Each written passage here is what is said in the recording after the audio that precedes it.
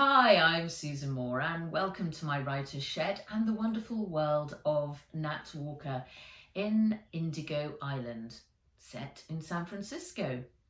We're joining Nat at chapter 8, Sliders Are Us. Dry land didn't rock or sway in the night like the Junco. Nat tossed and turned in her bed, listening to the air conditioning unit outside rumbling like a wok oil-fueled truck.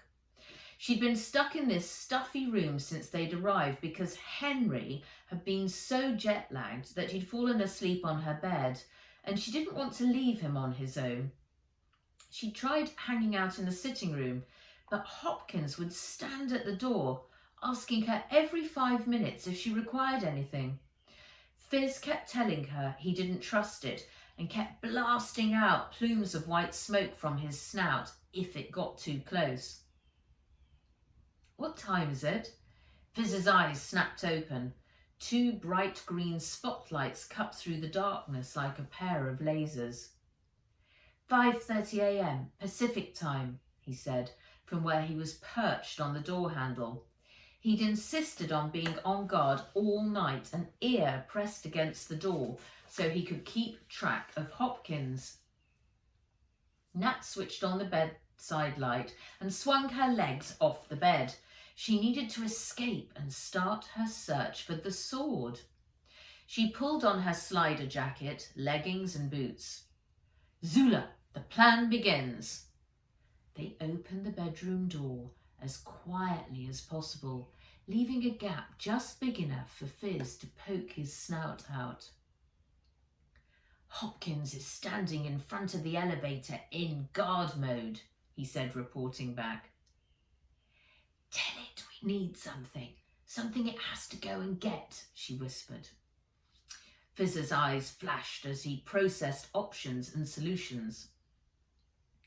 "The 24/7 US pharmacy on the Embarcadero has the big tastic hairspray that I'd like to use the next time you ask me to style your hair.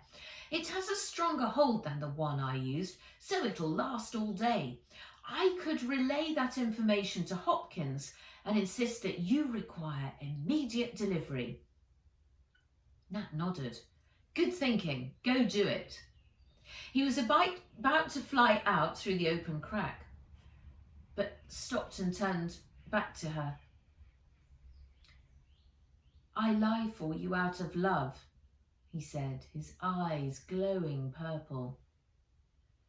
She stood staring at him, letting the words sink in. For the first time ever, he'd gone beyond his robot logic to make an emotional decision. "I love you too," she said. He spread his wings and flew out into the hallway. She didn't dare peep out to see how he did it. Hopkins might see her. So she waited, ear pressed against the door. It was hard to hear though, because the air conditioning unit outside the window upped its rumbling as hotel staff and guests began their day. A snout appeared through the crack. "The Androbot is gone. It didn't want to leave its post, but I overrode its authority and dispatched it," said Fizz.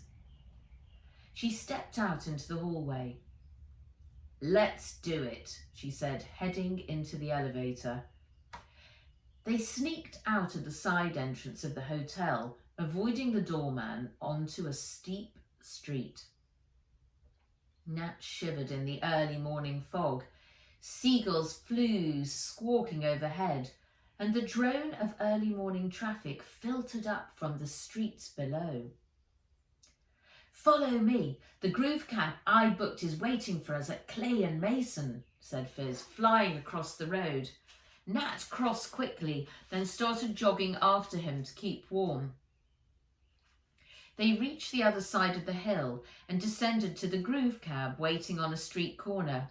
You couldn't miss it since it was bright yellow and covered in flashing musical notes.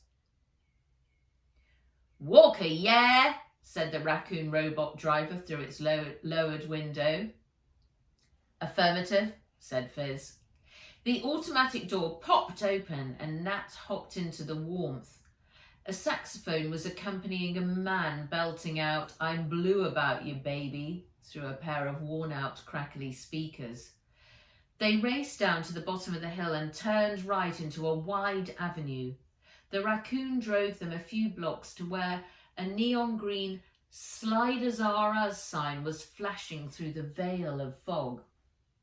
It pulled up outside just as the singer finished up, "Baby, baby, baby, you got me blue." She jumped out, leaving Fizz to pay the bill. She never wants to get in a groove cab again. Her ears were ringing, and now she was feeling blue too. A hip slider avatar suddenly appeared right in front of her. "Welcome, Natalie Walker. We've got your booking for the basic slide and glide package. Can I interest you in an upgrade to our wider slider range?" Rat's tails. She realised she'd forgotten to remove the identity microdot that she had been issued with at immigration. It was part of the California tourist promotion that they gave to visitors. She reached into her jacket pocket, pulled out the smart ID card, hooked a nail underneath the stick-on microdot in the top of the corner of her photograph, and flicked it into a nearby garbage bin. "No thanks, just the basic package we ordered," she said. The electric blue boy gave the garbage can a thumbs up. "Great, follow me and we'll get you sorted." He hovered, waiting for the microdot to start moving. Nat left him waiting and headed up the steps, through the sliding doors, and into a room filled with rack after rack of multicoloured sliders. It's the end of chapter 8.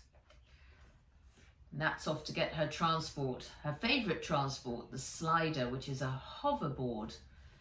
Wish I had one of those. Thank you for joining me. Next up, tomorrow will be chapter 9, Popco and Pancakes. Bye-bye.